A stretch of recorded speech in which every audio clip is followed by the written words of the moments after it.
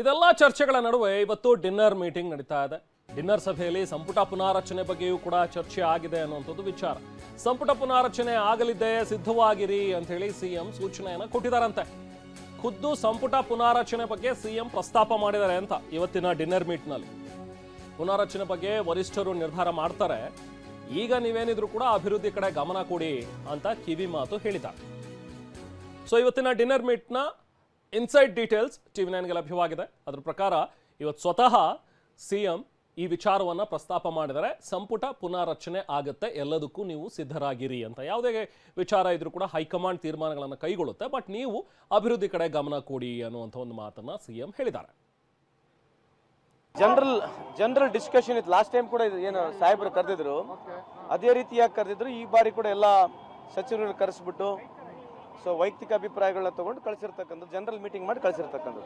ಯಾವ ವಿಚಾರದ ಮೇಲೆ ವೈಯಕ್ತಿಕ ಅಭಿಪ್ರಾಯ ತೆಗೆದುಕೊಂಡಿದ್ದಾರೆ ಸರ್? 1 to 1 ನನಗೆ ಮಾತಾಡಿರ್ತಕ್ಕಂಥ ಇಲಾಖೆ ವಿಚಾರಗಳು. ಸೊ ಒಬ್ಬೊಬ್ಬರಿಗೆ ಒಂದೊಂದು ಜನರಲ್ ಆಗಿ ಕರೆಸಿ ಮಾತಾಡಿ at A time rather than having A private meeting we had A casual dinner.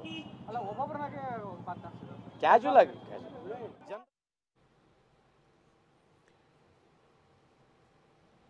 ಇದು ಸಂತೋಷ್ ಲಾಡ್ ಅವರ ಮಾತುಗಳು. ನಾವು ಬರೀ ಕ್ಯಾಶುವಲ್ ಆಗಿ ಮೀಟ್ ಮಾಡಿದ್ವಿ ಅಷ್ಟೇ ಅನ್ನುವಂಥದ್ದನ್ನ ಸಂತೋಷ್ ಲಾಡ್ ಹೇಳ್ತಾರೆ. ಅಂದರೆ ಮೀಟಿಂಗ್ ಮುಗಿಸಿ ಹೊರಗಡೆ ಬಂದಂತಹ ಸಂತೋಷ್ ಲಾಡ್ ಹೇಳಿದಂತಹ ವಿಚಾರ. ಬನ್ನಿ ಈ ಬಗ್ಗೆ ಮತ್ತಷ್ಟು ಡೀಟೇಲ್ಸ್ ಪಡೆಯೋಣ. ನಾವು ಪ್ರತಿನಿಧಿ ಅನಿಲ್ ನಮ್ಮ ಜೊತೆಗೆ ಸಂಪರ್ಕದಲ್ಲಿದ್ದಾರೆ.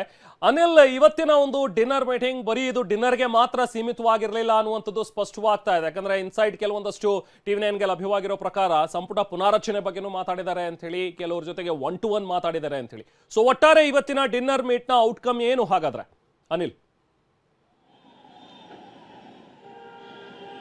ಖಂಡಿತವಾಗ್ಲೂ ರೆಹಮಾನ್, ನೀವು ಹೇಳಿದ ಹಾಗೆ ಇವತ್ತಿನ ಮೀಟಿಂಗ್ ಕೇವಲ ಔತಣಕೂಟಕ್ಕೆ ಮಾತ್ರ ಸೀಮಿತ ಆಗಿಲ್ಲ. ಇವತ್ತಿನ ಡಿನ್ನರ್ ಮೀಟಿಂಗ್ ನವೆಂಬರ್ ಕ್ರಾಂತಿಗೆ ಆಗುವಂತಹ ಒಂದು ಸಚಿವ ಸಂಪುಟ ಪುನರ್ರಚನೆ ಇದೆ, ಅದಕ್ಕೆ ಒಂದು ಮುನ್ನುಡಿ ಅಂತಾನೆ ಹೇಳ್ಬೋದು.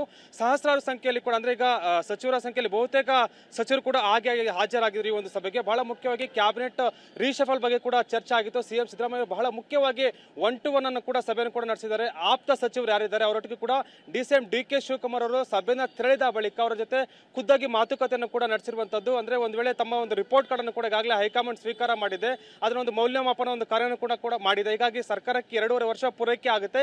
ಇದಾದ ಬಳಿಕ ತಾವು ಯಾವುದೇ ಒಂದು ಪಕ್ಷದ ಜವಾಬ್ದಾರಿ ಕೊಟ್ಟರು ಕೂಡ ನಿಭಾಯಿಸೋದಕ್ಕೆ ಸಿದ್ಧರಾಗಿರಿ ಒಂದು ಸಂದೇಶವನ್ನು ಈ ಒಂದು ಸಭೆಯಲ್ಲಿ ಕೂಡ ರವಾನೆ ಮಾಡಿರುವಂತದ್ದು. ಅದರ ಬಹಳ ಮುಖ್ಯವಾಗಿ ಸಿಎಂ ಸಿದ್ದರಾಮಯ್ಯ 1 to 1 ಸಭೆಯನ್ನು ಕೂಡ ನಡೆಸಿ ಈ ಒಂದು ಮಹತ್ವದ ಒಂದು ಸಂದೇಶವನ್ನು ಕೂಡ ರವಾನೆ ಮಾಡಲಾಗಿರುವಂತದ್ದು. ಬಹಳ ಮುಖ್ಯವಾಗಿ ಇದರ ಜೊತೆಗೆ ZP ಮತ್ತು ಜಿಲ್ಲಾ ಪಂಚಾಯತ್ ಸಭೆ ಚುನಾವಣೆ ಕೂಡ ಬರ್ತಾ ಇದೆ, ಜೊತೆಗೆ ಕೂಡ GBA ಚುನಾವಣೆ ಕೂಡ ಬರ್ತಾ ಇದೆ. ಇದಕ್ಕೂ ಕೂಡ ಸಿದ್ಧವಾಗಬೇಕಂತ ಹೇಳಿ ಈಗ ಸಚಿವರು ಕೂಡ ಸೂಚನೆ ಕೂಡ ಕೊಟ್ಟಿರುವಂತದ್ದು. ಬಹಳ ಮುಖ್ಯವಾಗಿ ಕ್ಯಾಬಿನೆಟ್ ರೀಶಫಲ್ ಆಗುತ್ತೆ ಅನ್ನೋದು ಕೂಡ ಸಾಕಷ್ಟು ದಿನಗಳಿಂದ ಕೂಡ ಗುಮಾನಿ ಹರಿದಾಡ್ತಾ ಇತ್ತು. ಇದಕ್ಕೆ ಸ್ಪಷ್ಟ ಚಿತ್ರಣ ಕೂಡ ಸಿಕ್ಕಿದೆ ಅಂತ ಹೇಳ್ಬೋದು. ಇದಕ್ಕೆ ಸುಳಿವನ್ನ ಸಿಎಂ ಸಿದ್ದರಾಮಯ್ಯ ಕೂಡ ಕೊಟ್ಟಿರುವಂತದ್ದು. ಅಂದ್ರೆ ಈಗ ನವೆಂಬರ್ ನಲ್ಲೇ ಕೂಡ ಸಚಿವ ಸಂಪುಟ ಪುನರ್ರಚನೆ ಆಗುತ್ತೆ ಅನ್ನೋ ಎಲ್ಲ ಒಂದು ಲಕ್ಷಣಗಳು ಕೂಡ ಗೋಚರ ಆಗ್ತದೆ ಅಂತ ಹೇಳ್ಬೋದು Rehman. Okay, thank you Anil.